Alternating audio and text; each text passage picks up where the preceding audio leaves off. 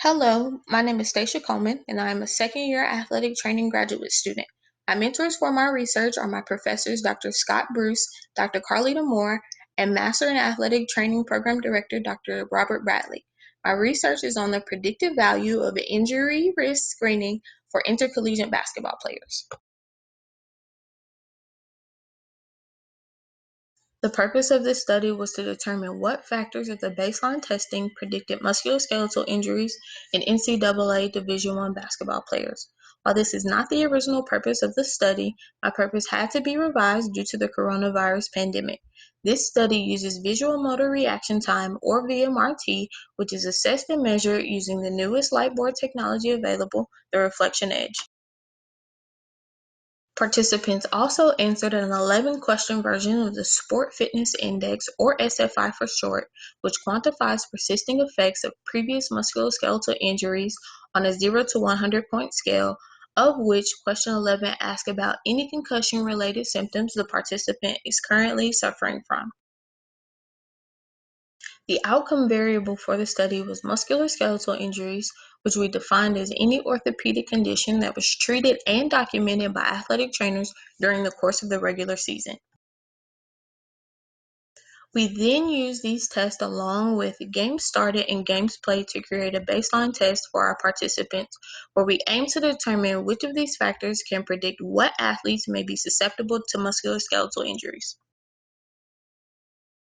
While there is research that uses prediction models to determine which athlete is likely to suffer a musculoskeletal injury, what makes this research so unique is that, to our knowledge, there is no published study focusing specifically on basketball players.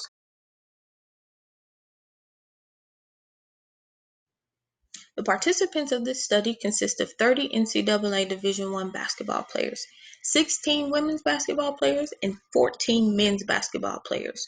For this study, VMRT is measured using the reflection edge, a 2600 LED light board displayed in Figure 3, on which participants perform 3 tests referred to as Big G, where a participant touches illuminated targets as quickly as possible, similar to the game of whack-a-mole; Go No Go, where the participant was instructed to ignore red targets, touching only green targets; and Right and Left Execution, or Rail, where the participants were instructed to hit yellow targets with their left hand and purple targets with their right hand.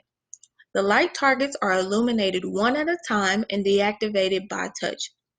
After VMRT was collected and SFI was quantified from the preseason, we analyzed game exposure and injury data upon the completion of the regular season. This allowed us to derive a multivariable prediction model to determine the predictive power of the variables.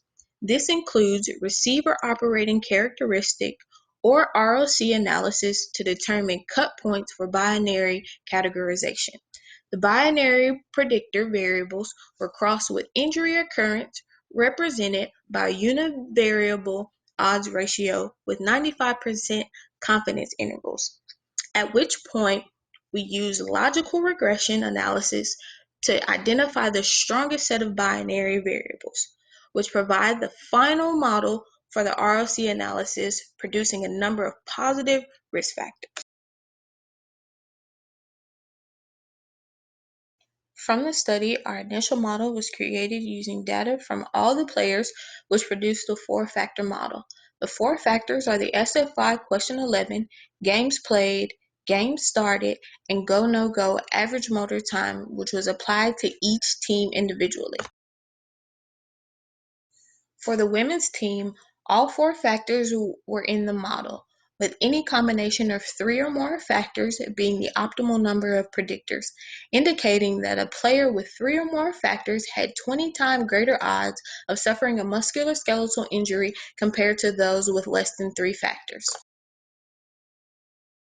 For the men's team, games played and games started yielded the same result, so a 3-factor model was analyzed and 2 or more factors was optimal. The odds ratio of 0.75 indicated the odds of a player with 2 or more factors indicated that they were less likely to get injured compared to those with less than 2 factors. While the specific factors in the cut point may differ from team to team, I would recommend that athletic trainers repeat the study using the SFI-11 and Reflection Edge to identify which athletes are considered high risk of injury and implement remedial programming in an attempt to prevent future musculoskeletal injuries.